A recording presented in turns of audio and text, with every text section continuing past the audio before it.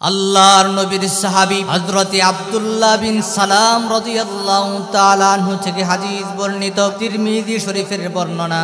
তিনি বলেন, বিনা হিসাবে জান্নাতে যাওয়ার একটি আমল রাসূলুল্লাহ থেকে আমরা পেয়েছি। হযরত আব্দুল্লাহ বিন সালাম রাদিয়াল্লাহু তাআলা আনহু বর্ণনা করেন, আল্লাহর হাবিব মুহাম্মদুর রাসূলুল্লাহ সাল্লাল্লাহু আলাইহি ওয়াসাল্লাম যখন মক্কা থেকে হিজরত করে মদিনায় চলে গেলেন, মদিনায় আগমন করার পর মদিনার অলি গলিতে সেই খবর পৌঁছে গেল, খবর ছড়িয়ে পড়ল। মদিনায় নবী এসেছে, আল্লাহর হাবিব মদিনায় আগমন করেছেন।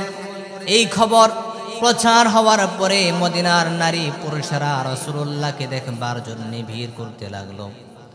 রাসূল সাল্লাল্লাহু আলাইহি ওয়াসাল্লামের কাছে মানুষ আগমন করতে লাগলো।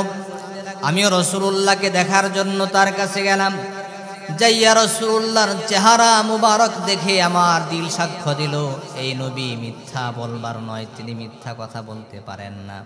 রাসূল সাল্লাল্লাহু আলাইহি ওয়াসাল্লাম আগত সমস্ত মদিনাবাসীদেরকে সম্বোধন করে একটি কথা বললেন, ইয়া আইয়ুহান নাস আফশুস সালাম ওয়া আত'ইমুত তা'আম ওয়া সাল্লু ওয়ান নাসু নিয়ামুন তাদখুলুনাল জান্নাতা বিসালাম।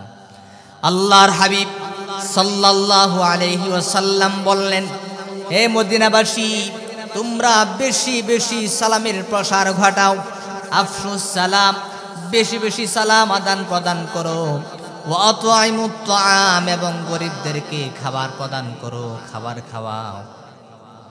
ওয়া সাল্লু ওয়ান নাসু নিয়ামুন তাদখুলুনাল জান্নাতা বিসালাম। রাসূলুল্লাহ বললেন, ওয়া সাল্লু, এবং তোমরা নামাজ কায়েম করো। ওয়ান নাসু নিয়ামুন তাদখুলুনাল জান্নাতা বিসালাম। মানুষ যখন ঘুমের মধ্যে থাকে, মানুষ যখন নির্জনে ঘুমায়, অর্থাৎ তাহাজ্জুদের সময় তোমরা রাত্রি জাগরণ করো, নামাজ পড়ো। তিনটা কথা বললেন, তিনটা আমলের কথা বললেন, যে আমলগুলো করলে বিনা হিসাবে আল্লাহর জান্নাতে প্রবেশ করা যাবে। এক নাম্বার হলো বেশি বেশি সালাম প্রদান করতে হবে, সালাম দিতে হবে। ওয়া আত'ইমুত তা'আম, এবং বেশি বেশি মানুষদেরকে খাবার প্রদান করতে হবে, খাবার দিতে হবে। ওয়া সাল্লু ওয়ান নাসু নিয়ামুন তাদখুলুনাল জান্নাতা বিসালাম। এবং মানুষ যখন ঘুমে থাকে তখন নির্জনে সুন্দর করে ওযু বানায়া 2 রাকাত নামাজ পড়ে তাহাজ্জুদের সালাত আদায় করে আল্লাহর কাছে মুনাজাত করতে হবে। এই তিনটা আমল করলে রাসূলুল্লাহ জানায়া দিলেন, তাদখুলুনাল জান্নাতা বিসালাম, তোমরা অনায়াসে নির্বিঘ্নে নিশ্চিন্তে বিনা হিসাবে আল্লাহর জান্নাতে প্রবেশ করতে পারবে। এই জন্য তিরমিজি শরীফের এই হাদিস থেকে আমরা জানতে পারলাম, আমরা যদি বেশি বেশি সালাম আদান প্রদান করি তাহলে আল্লাহ রাসূল জানায়া দিলেন বিনা হিসাবে আল্লাহ জান্নাতে যেতে পারবো। আমরা যদি মানুষদেরকে খাবার খাওয়াই, গরিবদেরকে খাবার খাওয়াই, তাহলে আমরা বিনা হিসাবে আল্লাহ জান্নাতে যেতে পারবো। এবং রাত্রিবেলা রাত্রি জাগরণ করে তাহাজ্জুদের সময় যেই নামাজের মুসল্লায় বসে আল্লাহর কাঠগড়ায় যদি হাজিরা দিতে পারি, তাহাজ্জুদের সালাত আদায় করতে পারি, তাহলে বিনা হিসাবে আল্লাহ জান্নাতে আমরা প্রবেশ করতে পারবো। এই জন্য সমাজের মধ্যে বেশি বেশি সালাম দিতে হবে। এবং যারা গরিব আছে, অসহায় আছে, খাবার পাচ্ছে না, ভিক্ষা করে সওয়াল করে তাদেরকে খাবার দিতে হবে, আহার দিতে হবে।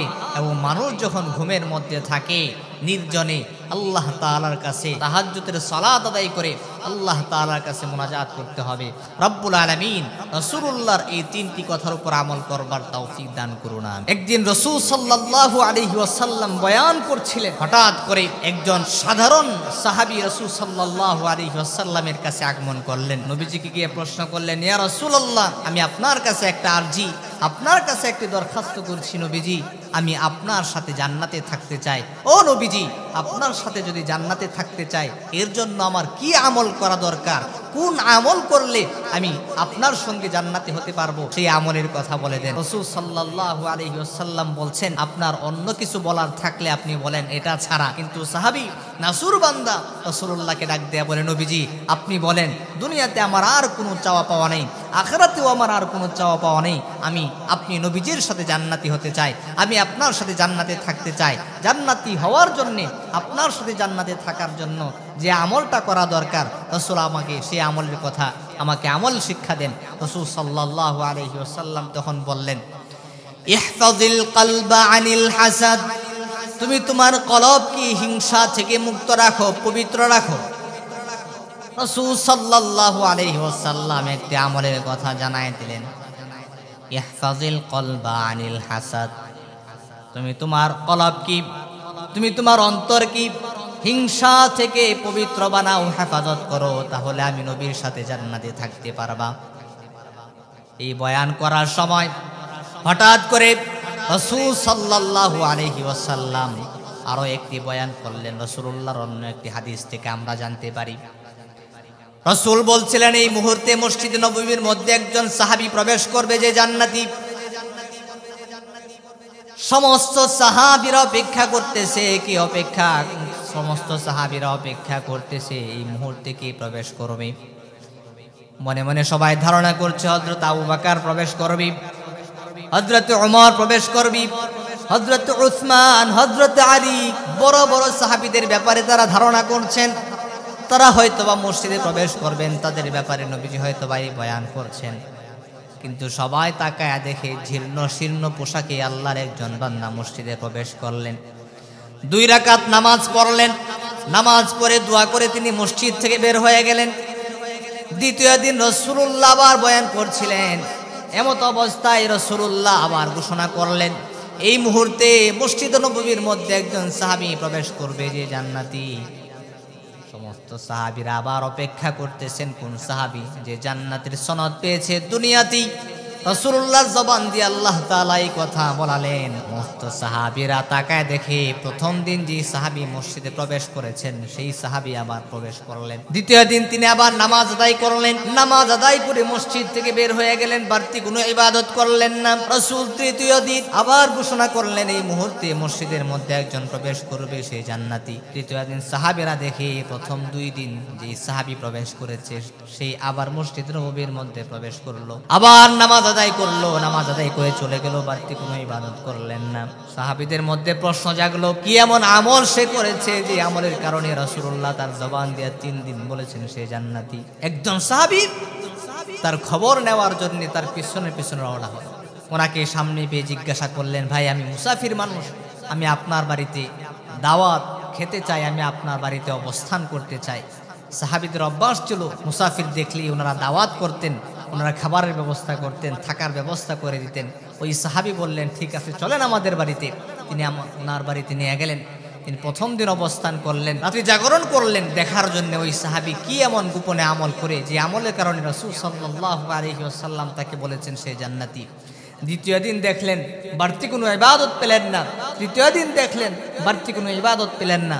চতুর্থ দিন যখন তিনি চলে আসবেন তখন তিনি বলতেছিলেন, ভাই আমি মূলত আপনার একটি আমল তালাশ করবার জন্য আপনার কাছে এসেছি।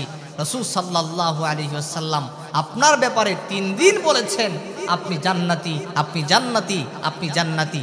আপনি কি এমন আমল করেন যে আমলটা আমরা করি না, যে আমলের কারণে আল্লাহ তাআলা আপনাকে জান্নাতের সনদ দিয়েছে, নবীজি আপনাকে জান্নাতি বলেছে। ওই সাহাবী ডাক দেয়া বলে, আমি ফরজগুলো আদায় করি, সুন্নতগুলো আদায় করি, ওয়াজিবগুলো আদায় করি, বাড়তি তেমন কোনো ইবাদত আমল আমার জানা নাই যে আমলের কথা রাসূলুল্লাহ আমার ব্যাপারে বলেছেন, যে আমলের ব্যাপারে আল্লাহ তাআলা আমাকে জান্নাত দিতে পারেন। রাসূলুল্লাহ এই কথা বলতে পারেন।